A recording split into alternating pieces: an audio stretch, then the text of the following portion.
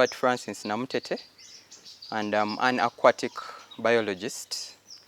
Yeah, then here at RUCID, Rural Community in Development, I work as a lecturer in charge of aquaculture. Yeah, and today I'm going to talk about the fish we are culturing here. So here we are culturing fish in tanks, and the species we have is tilapia, Oreochromis niloticus. Yeah, it's the specific species that we are culturing here. So the fish we are having here is 5 days old. We stocked it 5 days ago. Yeah, at an average body weight of 1 gram. Yeah, that's the fish we have here. And each tank consists of 1,500 fish. In total, we have 3,000 fish. Yes. So we usually stock these fish according to the carrying capacity. Yeah, and each tank here contains 1,000 liters, each of the tanks. So we decided to stock 1.5 grams per liter in each tank. That's why we have 1,500 fish per a tank. Yes. So these fish are usually have an optimum temperature, optimum dissolved oxygen levels where they grow very fast and grow best. And for this tilapia that we are having, the optimum temperature for it to grow very well is it ranges between 25 to 30 degrees Celsius. Yes, and then the pH, the optimum pH ranges from 6 to 8. Yeah, that's the optimum pH for this fish to grow very well. Then the dissolved oxygen must be above 4 milligrams per liter for the fish to survive very well. Then this fish secrete ammonia.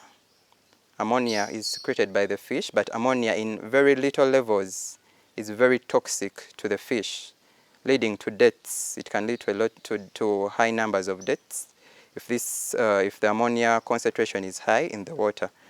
So as we try to maintain these ammonia levels as low as possible, and we do that by first not overfeeding the fish, because when you overfeed the fish, they secrete a lot of ammonia, which becomes toxic to them, and they will die. So for the fish, since we have 3,000 fish here, we feed them in ratio to their biomass. And by biomass, I mean the weight of each fish, yeah, multiplied by the number of fish. Yeah, so since the biomass of this fish is 3,000 grams in total, yeah, so when you give, we decided to do 10% of their whole total biomass, thereby getting the daily feed amount, which is 300 grams per day. So each day we give them 300 grams of the feed. And in these 300 grams, we divide the amount by the 2 tanks, and we still divide that amount by 3 runs per day because we feed them 3 times a day. And when we are feeding, we make sure we feed when the temperature conditions are favorable. Yeah, on a sunny day like this, that's when we feed. We do not feed when it rains. We do not feed at night. We do not feed when the temperature is low. We only feed when the temperatures are high enough for the fish to utilize the food, because when you feed them when it has rained, their metabolism rates are low, so they will not consume the food. Even those that try to consume the food will get stressed and die. And in the long run, you will be over wasting the food. Yeah, yet this food is very, very expensive. Yeah, so for this fish, when you're culturing fish, we usually use these feeds. Yeah, they are specific to tilapia. So when you go to buy, specifically we are buying this from Kafika or Cowdice. And when you go to buy, you have to know the stage of your fish, get the actual amount and the pellet size. So for this feed, we are giving them, the pellet size is 1 millimeter, because since they are young, they're able to consume the 1 millimeter. They're able to consume the 1 millimeter of the feed. And when you go to buy, you have to know the species that you have. For example, this is tilapia. So when you go, you have to know that I'm dealing in tilapia, so they have to give me the feed for tilapia. Because when you get the specific feed, it means your fish will be able to utilize this food, even if it's in low amounts. So in the long run, you're not wasting the food and spending a lot of money in food. And in the long run, you're not the fish are not consuming a lot of waste because they're utilizing the food in their body, which means they're going to grow very fast. And the faster they grow, the more you sell, or the earlier you sell, and the more profits you make. Because fish farming as a business, or in any business, our main aim is getting a profit in any kind of business. So in any business, the main aim is to make profits. So yeah, for the fish, if you raise fish in this kind of system, you are sure that you're not going to waste your food. You are able to monitor. We call this intensive farming or intensive aquaculture, where you monitor everything. Yeah. Because usually people ask, why don't you use ponds? Why don't you use ponds? But when you are using the ponds, you are limited because your fish are susceptible to predators like birds that eat fish. But here you can control. We have this. This is a cover, a burglar that covers the fish and protects it from fish or anyone that can. Yeah, so you close it like this. You close it like this, then you can easily open it. It protects the fish from birds or from any other predators. Even if you're in an area where you expect thieves to steal your fish, you can decide to lock with a padlock such that no one can just come and steal your fish. So this system ensures that all your fish are closely monitored. They are closely monitored.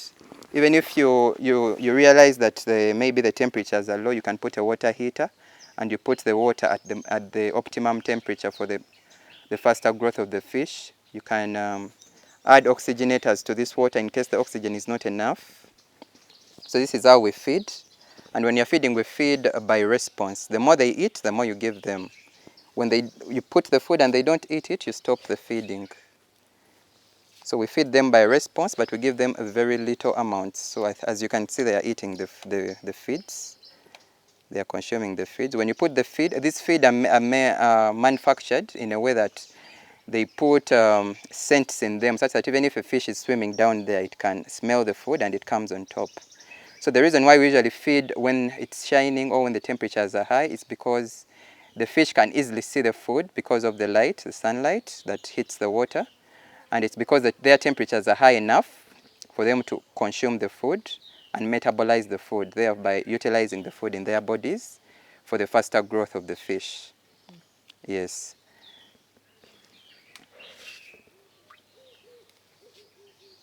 So we usually have different categories within the tilapia, but here in Uganda we usually culture the Oreochromis niloticus, but we have other species like Oreochromis estralentus, we have the red tilapia, and very many other categories of tilapia. But here in Uganda, we majorly use Oreochromis niloticus. It's what we usually culture in our farming systems. So as these fish grow, they usually, within 2 weeks, they must have doubled their weight. So if I stocked at 1 gram, by next week, which will be the second week, the end of the second week, they must have doubled their weight. Yeah, with the optimum water quality and good feeding. So it means the average body weight of all these fish must be 2 grams.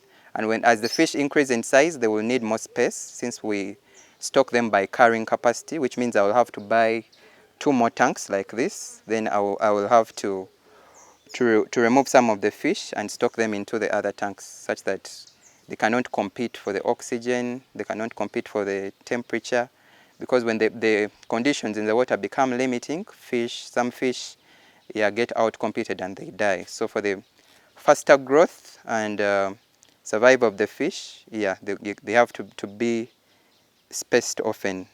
As they grow, we space them such that the conditions don't become limiting. Okay, so the cost of these tanks, they're not actually very expensive. You can even buy it and put it in your compound at home. If you are in an urban area where the space is limited, you can buy it and put it in your compound and you raise the fish from there. So this tank costs 250,000, but when they add on this cover, which is 50,000, the total cost is 300,000 Ugandan shillings. That's the total cost. So here we have an outlet that we open for the water to drain out, and when we are draining out the water, we don't drain it out totally. We drain partially to 50% of the water, then we add new water through here. You can just get your pipe, you pump the water, then you put here. And to talk more about the water, we usually use the groundwater which is pumped. In this case, we are using groundwater because we have a pump here, or rainwater. We don't recommend tap water because it's chlorinated. It has chlorine in it, which stresses the fish. So when you use the national water from which has a lot of chlorine, which is treated with chlorine, it stresses the fish, and you may get huge losses when you use the tap water. So we recommend groundwater or rainwater when you're culturing this fish because it's free of impurities. It doesn't have very many impurities in it. Organic fish farming is farming where we don't put any chemicals. Yes, we don't use any chemicals into the system. Yeah, we make sure we use only natural products. Oh, it differs in a way that here it's more intensive.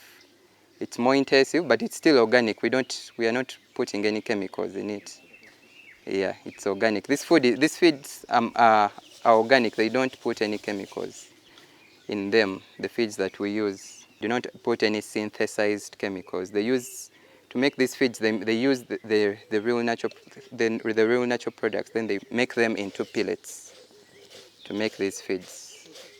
When you've consumed the fish that has been through the organic system, you get a lot of nourishment, and you don't expect to get diseases like cancer, because when you use systems that are not organic, the fish can assimilate chemicals into their body system. So when you consume the